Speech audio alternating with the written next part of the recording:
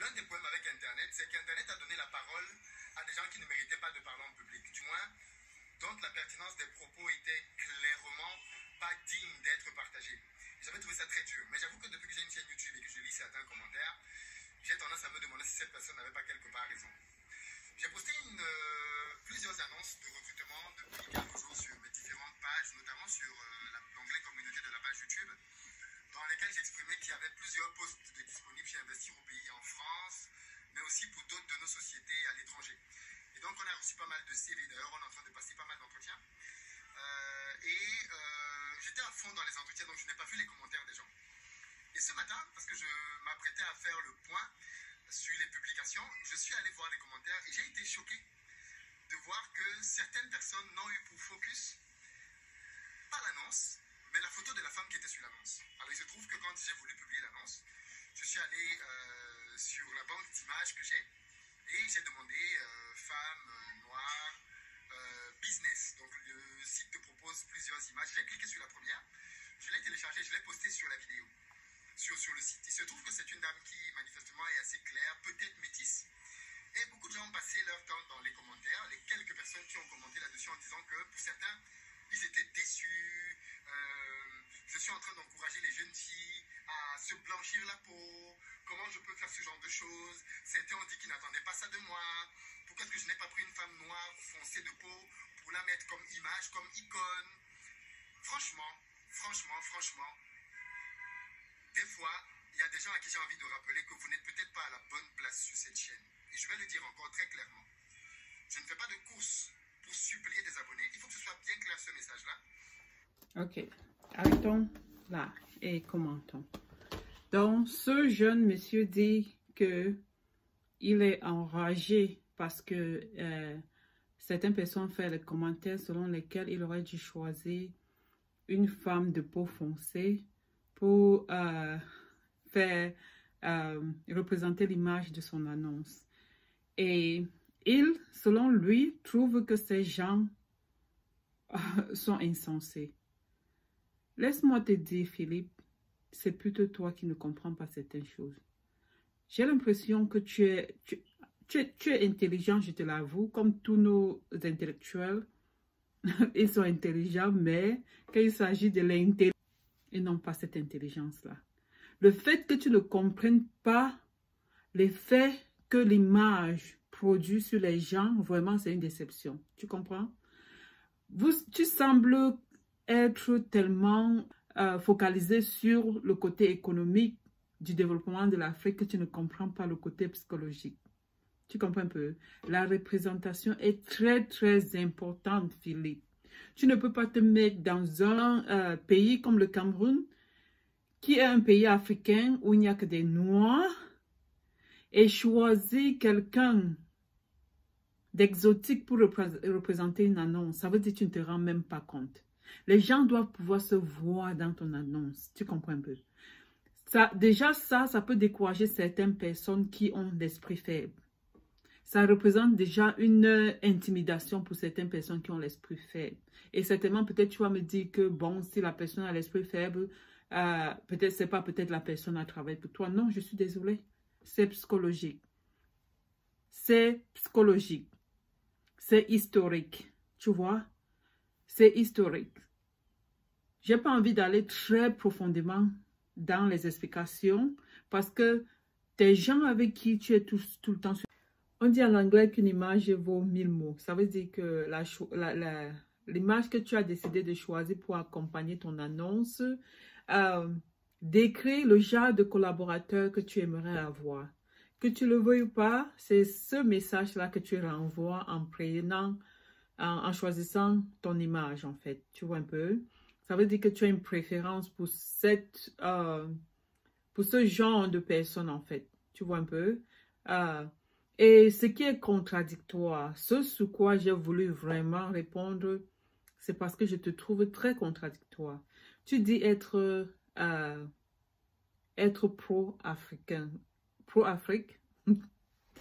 Tu dis être pro-Afrique. Tu dis vouloir voir l'Afrique prendre son élan, vouloir voir l'Afrique avancer. Tu ne peux pas dire quelque chose de son contraire. Je suis désolée. Si tu dis que Si l'Afrique doit avancer, c'est avec des Africains, des individus africains, tu vois un peu. Ce qui revient à dire que quoi? Que quand tu recrutes tes collaborateurs pour l'avancement de l'Afrique, tu dois privilégier les Africains. Tu vois? Je n'ai pas dit que tu dois favoriser les Africains. J'ai dit privilégier. Tu vois un peu? Tu dois privilégier les Africains. C'est-à-dire quoi?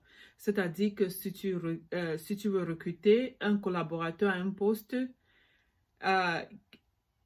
tu dois premièrement donner la possibilité aux Africains d'occuper le poste, tu vois un peu, à la seule condition qu'ils soient compétents. Parce que je ne suis pas en train de dire qu'il faut recruter un Africain à un poste où il n'est pas compétent à la place de peut-être un non-africain. Philippe, tu ne peux pas dire que tu es pour le décollage de l'Afrique, l'avancement de l'Afrique et dire que ta chaîne n'est pas pour les Africains. Tu vois un peu?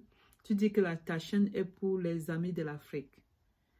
Tu dis que ta chaîne n'est pas pour les Africains, mais 95% d'abonnés sur ta chaîne sont des Africains. Tu vois un peu? Ce n'est pas juste et ce n'est pas poli, ce n'est pas diplomatique pour toi d'insulter tes abonnés. Tu vois un peu? Ce n'est vraiment pas nécessaire. C'est pourquoi très souvent, quand on est mécontent, on ne prend pas une caméra, on commence à faire un live ou bien une vidéo. Et il faut se calmer et reconsidérer. Bon, tu dis que tu es pour l'avancement de l'Afrique, n'est-ce pas? Et tu dis que l'avancement de l'Afrique, selon toi, va se passer, que ta chaîne est pour les amis de l'Afrique. L'Afrique n'a pas d'amis, mon frère. L'Afrique n'a pas d'amis. L'Afrique n'a pas d'amis. L'Afrique n'a jamais eu d'amis. Tu vois un peu? L'Afrique peut-être a formé des alliances avec certaines puissances, mais ils ne sont pas amis. À la moindre petite erreur, ils vont utiliser l'avantage qu'ils ont de la faiblesse de l'Afrique pour les dominer encore. Donc, réveillez-vous. L'Afrique n'a pas d'amis. Donc, dire ça déjà, c'est tellement naïf pour moi. Tu vois un peu, c'est naïf pour moi de dire que les amis de l'Afrique, tous ceux qui investissent en Afrique le font dans leur intérêt propre. Tu vois? Il n'y a personne qui est en train de venir investir en Afrique parce qu'il aime les Africains. Non, c'est parce qu'il veut exploiter les Africains. Donc la vraie évolution de l'Afrique va se faire avec les enfants de l'Afrique. Tu vois un peu? Avec les enfants de l'Afrique. Parce que je ne suis pas en train de dire que tous les Africains aiment l'Afrique. Non. Non, comme tu as dit dans ta vidéo, il y a des Africains qui sont pires que les non-Africains. Et c'est justement ce genre d'Africains dont on n'a pas besoin. Mais ça ne veut pas dire que parce qu'il y a les Africains qui sont pires que les non-Africains, alors il faut ouvrir la porte aux non-Africains. Non. Non, non et non. Il y a suffisamment d'Africains qui existent pour pouvoir trier les bons et faire ce qu'on a à faire ensemble. Tu vois un peu? Ça, c'est ce qu'il faut faire. Il y a suffisamment d'Africains qui aiment l'Afrique, qui sont prêts à travailler dur pour l'Afrique. Il y en a suffisamment pour pouvoir en rassembler et aider dans l'avancement de l'Afrique. Parce que, je t'en supplie, Philippe, détrompe-toi. Je ne suis pas en train de dire que tu ne dois recruter que les Africains. Non, tu recrutes des personnes qui vont te permettre d'amener ton projet à bout. Tu vois un peu. Tu recrutes des meilleurs employés dont tu peux avoir accès. Les personnes les plus qualifiées. Tout ce que je dis, c'est que si tu es vraiment pro-Afrique, tu devrais, je ne sais pas, donner la chance aux Africains, tu vois un peu, de bosser pour toi, aux Africains compétents, les gens qui peuvent te satisfaire. Parce que je suis sûre qu'il y en a, tu vois un peu. Tu dois, en fait, valoriser l'Africain, en fait. Parce que c'est ça, c'est ce qui est. C'est ce qui se passe partout, tu vois. quand tu es aux États-Unis, tu ne peux pas compétir avec un Américain, je suis désolée. Si vous avez les mêmes compétences, les mêmes qualifications, d'office l'Américain est pris avant toi. Il n'y a pas de que, on ne cherche pas midi à 14 heures dans ce genre de scénario. Mais pourquoi est-ce que l'Africain a du mal à faire pareil? Si tu as un Africain qui est compétent, hein? Si tu es un Africain qui est compétent, si tu es vraiment là pour encourager, comme tu le dis tout le temps dans tes chaînes, il faut que les Noirs arrêtent de se distraire, il faut qu'ils se mettent au travail, il faut qu'ils pensent à bâtir de la richesse générationnelle, blablabla, bla, bla, bla. Mais si tu peux être le catalyseur de cela, pourquoi ne pas le faire? Tu dis quelque chose et son contraire. Tu vois un peu? Parce que quand on regarde ta chaîne, on se dit, un jeune, voilà le genre de jeune dont l'Afrique a besoin. Le genre de jeune qui comprend que les Africains sont capables eux-mêmes, et de se bâtir eux-mêmes. Mais quand tu viens encore nous insulter et nous dire comment est-ce que les amis de l'Afrique, c'est tellement confus. C'est tellement confus. Donc, il faut arrêter de créer l'amalgame. Où tu es pro-Afrique, où tu es juste là pour chercher, je ne sais pas, pour faire ton business et t'enrichir personnellement comme tous les autres le font. Il n'y a pas de problème avec ça. Mais ne nous vends pas, ne viens pas nous vendre le je suis pro-Afrique, pro-Afrique, pro-Afrique. Et dès que tu en as envie, tu insultes les gens, tu vois un peu. Tu insultes ces mêmes Africains. Ça ne traduit que ton mal-être en tant qu'Africain, tu vois. C'est une maladie que nous avons tous. La maladie de la haine de soi. Les gens ne réalisent même pas à quel point est-ce qu'ils se détestent, tu vois un peu. Les gens ne réalisent vraiment pas à quel point est-ce que c'est flagrant. C'est flagrant. Les Africains ne réalisent pas à quel point est-ce que c'est flagrant. Ne te leurre jamais. Ne vous leurrez jamais, jamais. Ne te leurre jamais que parce que tu es tellement... tu as atteint beaucoup de succès que un non-africain va te considérer comme lui. Tu vois, il va rire avec toi, il va manger avec toi, vous allez sortir ensemble, mais il va jamais avoir du respect pour toi. La seule façon dont nous, Africains, aurons du respect sur le plan global, quand je parle, je regarde le monde globalement.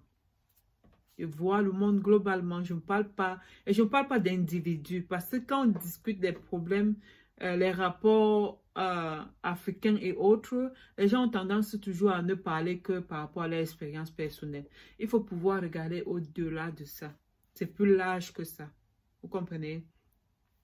Donc, le seul moment où un Africain sera respecté est si l'Afrique s'est bâtie.